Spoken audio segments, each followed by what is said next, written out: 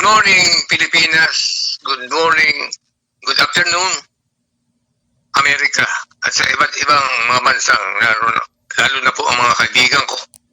Sana'y kayo po datna ng salita ng Diyos na malakas, na masaya.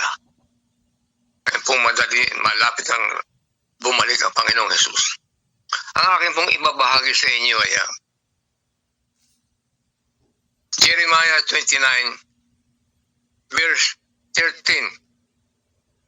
You will seek me and find me when you search for me with all your heart. Hahanapin niyo ako at matatagpuan niyo ako kung ako ay sisiyasatin ninyo ng buong puso ninyo. Marami sa atin naghahanap ng kaligtasan. Totoo po yan. At ang nais po ng Diyos, ang lahat ay maligtas. Sabi po sa 1 Timothy chapter 2. God desires all men to be saved and to come to the knowledge of the truth. Lahat ng tao. Ang kahirapan kung may sarili tayong sarili pag-iisip. Ito ang gusto ko, yun ang gusto ko. Para ko hanapin ang Diyos sa aking sarili. Hindi po yun. Hanapin natin ang Diyos po sa paraan ng Diyos. Hindi ang paraan po natin. Nasabi po when you search for me, you will seek me. And search for me with all your heart. May dalawa pong tauhan akong ihahayag sa inyo sa Biblia. Na siyempre po, kung nasa Biblia, ito po ang truth. Ito po ang isa po ay yung mayamang Pariseo na naghahanap sa Diyos. At ito pong ikalawa ay ang prodigal son. Ito pong dalawang ito ay naghanap sa Diyos. At makikita po natin sa akin pong ilalahad sa inyo kung sino ang karapat-dapat sa kanilang dalawa. May isang Pariseo na lumapit sa ating Panginoon. Ito ay lumuhod sa Kanya. Knelt before Him and asked Him, Teacher, what shall I do that I may inherit eternal life? Ano po ang gagawin ko upang makamtan ko buhay na walang hanggan? At sumagot ang Panginoon, You know the commandments. Do not commit adultery. Do not commit murder. Do not steal. Do not bear false witness. Do not defraud. Honor your father and your mother. Ano po ba yung sagot ng Pariseo ito? Teacher, all these things I kept from my youth. Maliit pa daw siyang bata, ay ginagawa niya yun. At marami pong alam yun sa Bible. I have kept these things from my youth. Bata pa siya, ginawa ganyan lahat ng mga bagay na yan. Pag sa 10 utos, ay nagawa mo ang 9 na bagay. At ang isa'y hindi. Bali sinuway mo ang 10 utos. Kaya ako po nasabi yun, patuloy po natin pakinggan ng pag-uusap ng ating Panginoon. Pero may isa pang kautos sa sinabi ng Panginoon nung magtapos sila. Sell whatever you have and give to the poor. Ipagbili mo lahat ang iyong ari-arian, kayamanan, at magbigay ka sa may, hindi sinasabing ibigay mo na sa mahirap, hindi. Ang sabi, magbigay ka sa mahirap. Give to the poor, and you will have treasure in heaven. And come, take the cross and follow me. Yun ang hindi na nakasagot. Ang Pariseo. Ito ay tumalikod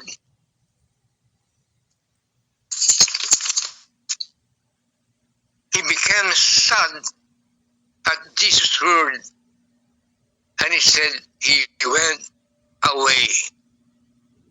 Hindi lang went away, kundi sorrowful, he went away. Very, very sad. Because he had great wealth. Malungkot sapagkat siya'y mayaman. Hindi niya kayang sundin ang tatlong kahilingang iyon.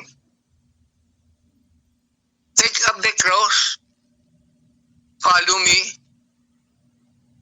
Hindi niya nakayang sundin ang kalubang iyon. At umalis itong bagsak ang balikat. Sabi ng Panginoon, how hard it is for the rich to enter the kingdom of God. Napakahirap sa isang mayaman na makapasok sa karya ng langit. Bakit? Kanyo. Karamihan sa mayayaman ay love of money. Is the root of all evil. Ang money ang root of all evil. Yung pang sinabi ng Panginoong, halika, sumunod, magpasang ka na krus at sumunod ka sa akin. Lalo hindi niya kayang gawin yun. Magpasang krus. Sapagat ang ibig po sabihin ng magpasang na krus rito, hindi po yung katulad ng ibang ginagawa ng pinapasan literally ang krus. Nagpapapako pa. Lalo lang silang pagkakasala. Blasphemy po yun. Ang ibig sabihin itong pasanin ang sumunod ka, pasanin mo sa sariling krus. Iyon pong mga pagsubok na dumarating sa iyo. Dalawang klase ang pagsubok po sa buhay ng tao. Isang righteousness at isa pong galing sa kasalanan. Tumalikod nga po yun. Hindi niya kaya sundin na sumunod sa Panginoong Jesus. Kaya sabi ng Panginoon, how hard it is for the rich to enter the kingdom of God. Napakahirang mayaman na ipon ng karugtungi na umiibig sa salapi. Maraming mayamang hindi umiibig sa salapi. Pero pag inibig mo sa salapi, maraming kasamaan ang ginagawa niyan. Kaya ako tinatamad umuwi na Pilipinas eh. Nakikita ko sa atin mga matataas na opisyon na yan. Gusto ko nang rito naman nirahan na sa Amerika. Talagang hindi lamang nagmahal sa salapi, kundi harapang gumagawa ng hindi ko na tutulinga. It is easier for a camel to go through the eye of a needle than for a rich man to enter the kingdom of God. Mas madali pa sa isang kamelyo ang makapasok sa butas ng karayom kaysa mayaman na pumasok sa karya ng langit. Bakit kanyo? Paano makapapasok kamelyo manliit ng butas sa karayom? Pero mas makapapasok pa raw. Sabi ng Panginoon, ang kamelyo, dahil mas madali po makapasok sa lagay yung dito yun eh. Kaysa isang mayaman nagmamahal sa salapi. Pag ikaw ay nagmahal sa salapi, pwede mo nang itakwid ang lahat ng bagay sa isang alagad ng Diyos. Nagmahal ka sa salapi, pwede mo itakwil ang kapatiran mo, pwede mo itakwil ang pastor mo, pwede mo itakwil ang lahat. Katulad niyan, Hindi na ba sa ating bayan? Nagkakamatay sa gutom ang ating mga kababayan ron. Itong mga, Panginoon ko, parang gusto ko nang mag-for good rito. Nawala ng aking pagnanais na makauwi ng Pilipinas. Lahat ng sangay ng gobyerno, immigration, PIDEA, lahat ng sangay, PhilHealth, lahat ay may ba tayo ng kwan? It is easier for a camel to go through the eye of a needle than for a rich man to enter the kingdom of God. Naghahanap ang Pariseyong ito ng kaharian ng langit. Nagawa niyang, sabi niya, ang lahat ng mga bagay nagawa ko iyan. Hindi ang ibig sabihin ba, sa 10 utos nagawa niya. Hindi pa rin ka paniwala dahil wala nakagawa ng 10 utos. Kaya kailangan naging karapat-dapat sa Panginoon maski hindi mo nagawa sa 10 utos. Dahil ikaw ay sumasampalataya sa ating Panginoon Jesus. Na kahit nakagagawa ka ng kahinaan mo, nakagagawa ka ng kasalanan mo, pero masakit sa iyong loob. Ako ayoko nang magkasala, pero nakagagawa ko ng pagkakasala. Pero naiiyak ko po sa Panginoon yan, na makagawa ng pagkakasala. Naiiyak po yun. Kaya siguro tayo marupok sa pagkakasala dahil we were made of dust. Ginawa tayo sa alikabok. At yun nga po nahabag ang Panginoon sa atin eh.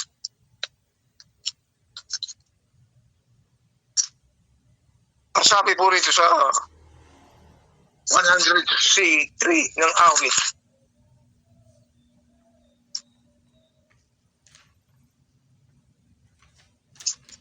verse 13, as a father pities his children, so the Lord pities those who fear Him. Kung paano ang ating mga magulang ngayon nahahabag sa atin, ganun po ang Diyos, ang Panginoon. Bakit raw? For He knows our frame. He remembers that we are dust. Yan po ang dahilan.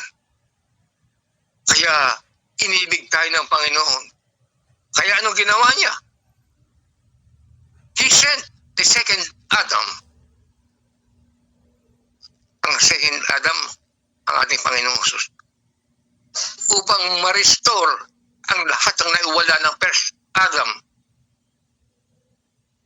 At sa pamamagitan ng kanya pagtuturo sa mga alagad, na siya naman tinuturo sa atin, na siya naman tinuturo namin sa inyo, ay ma-restore yung dating fellowship ng Diyos at ng tao.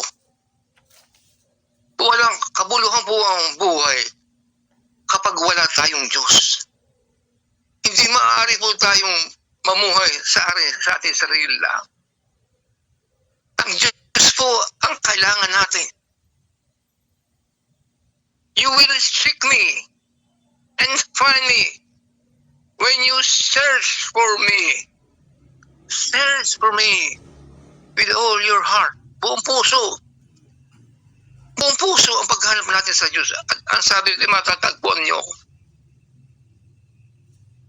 Yung sabihin ng Panginoon natin na, give to the poor. Nagsimula na mabalisa. Take up the cross. Lalong nabalisa. And follow me. Tumalikod na. Imbis na sumunod sa kanyo. And follow me. Tumalikod na. Ngayon po, masasabi ko, dapat kaya ang Pariseyong iyon, mayaman yun, Pariseo, mayayaman ang mga Pariseo. Siya sa paghanap ng karya ng Diyos. Hindi po naman namimili ang Diyos sa mga naghahanap sa Kanya. Hindi nga lang, kinakalang gawin natin ang buong puso ang paghanap sa Diyos. Sapagkat ang ating sariling kaligtasan, hindi lamang ating sariling kaligtasan, ang kaligtasan ng ating mga mahal sa buhay. Believe on the Lord Jesus Christ, and thou shalt be saved, and thy household. Sabi ni Paul, sumampalataya ka sa Panginoon at maliligtas ka. Hindi lamang ikaw, ang iyong buong sabay ay maliligtas.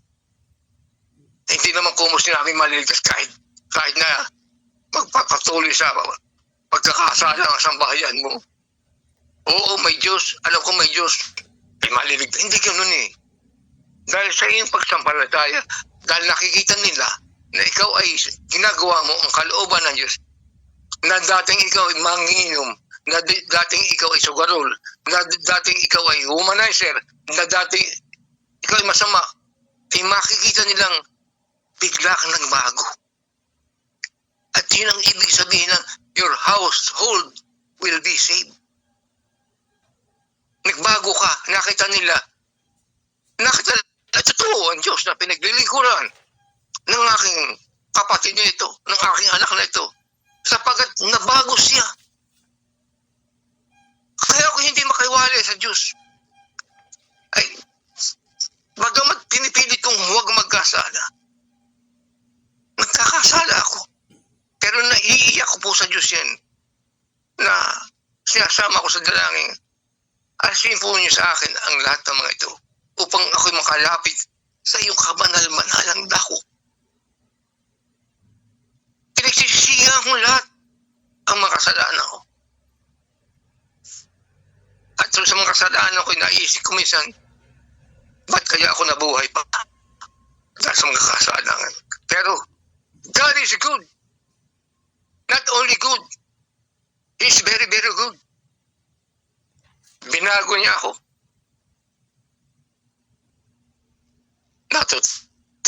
Natuto ko siyang katakutan. Natuto ko siyang sundin. Natuto kong akong pasanin ang sarili kong cross. Natuto ko siyang mahalin dahil tinuruan niya ako. At simula noon, sabi ko, bakit no ako mabon agin, ako'y halos 40 taon na. Bakit hindi pa no ako'y teenager? And bakit hindi pa no ako'y bata pa? May sumagot sa akin isa sa kapatiran namin. Kasi naririnig niya ang usapan namin. Kasi wala ka bang ipatotoo sa Diyos? Tama nga. Siguro nga. Dahil wala pa akong ipatotoo sa Diyos. Wala pa akong ipapatotoong ako'y binago. At ako'y nabago. At napipilit akong magbago dahil He is very, very good God. Ngayon po, makita natin na hindi ka dapat ang Pariseo ito sa karela. Ang isa pong pabahagi ko po sa inyo, itong prodigal son, kung paano siya naghanap sa Diyos. Lumapit din sa kanyang ama sa pagkakataon at sabi niya, Father, give me my share of the estate. Ibigay mo sa akin ang karapatan ko sa aking mana. Gusto ibigay mo na ang mana na para sa akin. So anong ginawa ng ama? The father divided his property between them. Dalawa sila magkapatid eh. And when he gathered his share, he went to a faraway country and there he squandered his wealth in wild living. Talagang gastos rito, gastos roon. Magkaroon siya ng maraming kaibigan dahil may pera siya. Hanggang sa, siyempre, mauubos yun. In short, he spent all his money. He wasted all his possession He squandered his wealth in wild living. Sa madaling salita, ubos. Tapos. Zero. Nada. Ay nagkaroon pa ng epidemya sa bayang iyon. Namasukol siya sa isang kakilala niya. Wala siyang matakbuhan eh. Wala siyang kainin. He went and joined himself to a citizen of that country. Namasukan siyang katulong. He was sent to the field to feed pigs. Dinala siya sa farm. At roon ay nagpakain siya ng baboy. At habang nagpapakain siya ng baboy, samantalang siya na may gutom. Ang gusto niyang agawan pa ng pagkain ng baboy. Baka nga inagawan pa ng pagkain ng baboy. He longed to fill his stomach with pods that the pigs were eating, and no one gave him anything. Wala magbigay siya. Siyempre, bago siyang wala pa siyang sweldo. Kaya kumakain ng baboy, tatakam-takam siya. Nagmeron pang epidemya sa bayang iyon. Ngayon, when he came to his senses, iyan ang importante. Nagising siya sa katotohanan. Naghirap siya, nakadama siya ng gutom, nakadama siya ng takot. Wala na. Ang mga kaibigan niya, wala na. Ubos na pera niya eh. Malayo niya naman siya sa kanyang kapatid at sa kanyang magulang. Kaya siya, nung magbalik ang kanyang ulirat, when he came to his senses, he said to himself, how many of my father's hired men have food to spare, and here I am, starving to death. At saka niya naalaala yung mga iniwan niya. Ganun ang Diyos. Magaling ang Diyos riyan. Pag ikaw ay wala na. Pag wala ka ng matakbuhan. Magaling ang Diyos riyan. Sabagat naranasan ko eh. Pag wala ka ng matagpuang dadami sa iyo. Kung makita ka sa zero, nada. Mabilis ang Diyos riyan. Hanapin mo lang siya ng buong puso. Seek me and you will find me with all your heart. Search for me and you will find me with all your heart. At siya'y umuwi. And he said to himself, how many of my father's hired men have food to share? And here I am starving to death. Nagpasya na siya. Umuwi. I will go back to my father's house. Then he got up. Nagpakap siya. At umuwi siya. At malayo pa siya. While he was on his way home, his father saw him. At tanaw siya ng kanyang ama, malayo pa. Pahari ko, ito ang anak ko. At nung medyo malapit-lapit na ang kanyang ama, nakilala niya ito, tinakbo niya, he ran to him, threw his arms around him, hugged him, and kissed him. Hinalikan niya, niyakap niya ang kanyang anak. Siyempre, matagal na wala eh. Nakita niya niyang payat na payat ito. At parang may sakit. Pero, sabi ng anak, Father, I have sinned against heaven. I have sinned against you. I am no longer worthy to be called your son. Nakita ng Diyos. Totoo ang kanyang pagbabalik. Ang pagbabalik loob na yun. You will seek me and find me when you search for me with all your heart. Sapagkat magdanas siya ng makutakot-takot na hirap. At yan nga sinasabi ko, magaling ang Diyos eh. pag nagsisi ka, repentance, sa iyong repentance, ang Diyos mapagpatawad.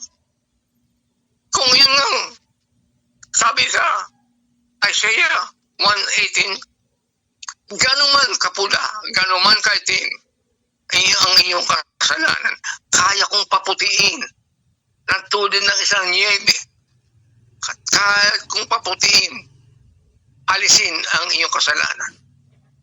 Yung pagbalik na yun, ng anak na yun, na nagsisi siya, pero hindi ng ama niya ang pagsasabi niya, inignore yun ng ama niya. The father ignored what his son was saying. Instead, he said to his servants, "Quick, bring the best robe.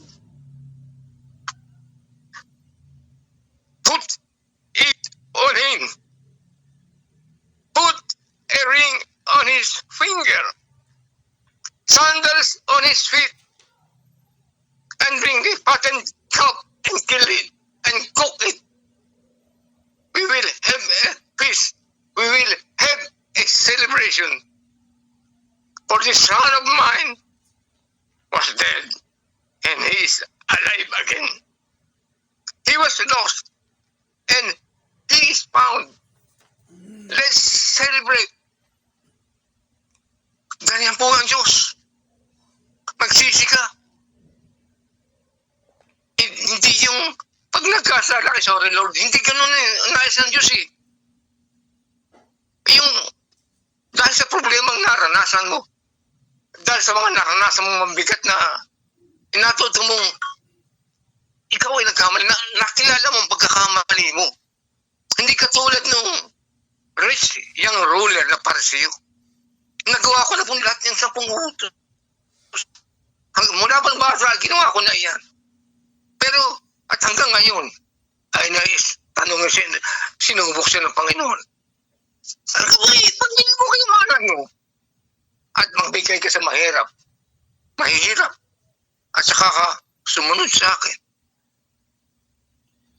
sino ngayon karapat-dapat ang pagbalik loob sa dalawa? Itong prodigal son, itong rich young ruler, pero itong prodigal son, nagpakumbaba siya. Hindi na ako karapat-dapat tawagin mo akong anak, pero sumugot ng ama. Ilabas ang pinakamusay na malabal. Suotan siya. Suotan ng singsing. Ang daliri niya. Sapatuloy siya. Sapat ang aking anak na ito'y namatay. Pero nabuhay na muli. Nawala. At nasumpungan. Give the Lord the glory to His name. God is a good God. Not only a good God. God is very, very, very good.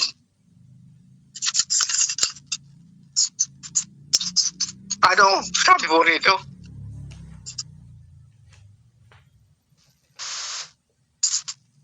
There is rejoicing in the presence of the angels of God over one sinners who repent. Rejoicing. Ang mga anghel sa langit sa isang kaluluwang nagbabalik loob. Nagkakagulo, nagkakatuwa ang mga anghel sa langit. Kaya sinasabi ko sa inyo na may tuwa sa harapan ng mga anghel ng Diyos dahil sa isang makasalanang nagsisisi. Sino may nakarapat-dapat sa dalawa? Yung scribe, yung Pharisee, na alam ang lahat ng salita ng Diyos sa Bible, o itong prodigal son. Napakinggan nito ang Pariseo ito ay siya banal. Nagawa niya mga utos. Pero wala tayong makikitang nakasunod na 10 utos. Wala, sabi ng Biblia. Magawa mo man ang siyam na utos at ang isa hindi mo nagawa, bali sininangsang mo ang 10 utos. Ay di may pagka sinungaling. Hindi alam ng Diyos ang kalooban niya. Kaya sinubok pa siyang minsan eh. Kung ganoon, marami kang kayamanan. Ipagbili mo. At ibigay mo ang iba sa mga dukha. At saka ngayon, magpasa ng krus at sumunod sa akin. Hindi naman nagawa. So, alin sa dalawa ang naging karapat-dapat sa pagbabalik loob? Naghahanap na buhay na walang hanggan na hindi sundin, sinunod ang sinasalita nating Panginoong Hesus.